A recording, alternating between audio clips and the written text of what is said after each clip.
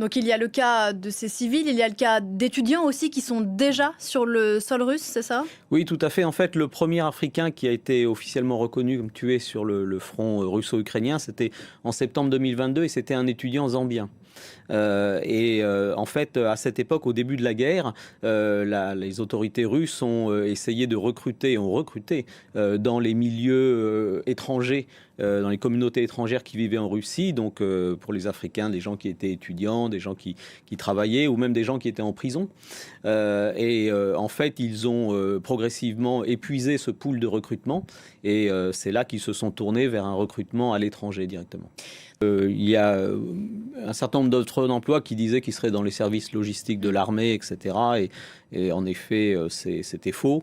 Mais le désir d'émigration est extrêmement fort en Afrique subsaharienne, mais aussi en Asie du Sud-Est.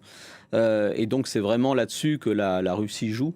Et c'est grâce à ça que ce réseau international qu'elle a développé lui permet de recruter vraiment partout. D'ailleurs, on n'a pas évoqué le cas de ces migrants arrêtés en Russie, à qui on dit qu'ils doivent s'engager pour éviter l'expulsion.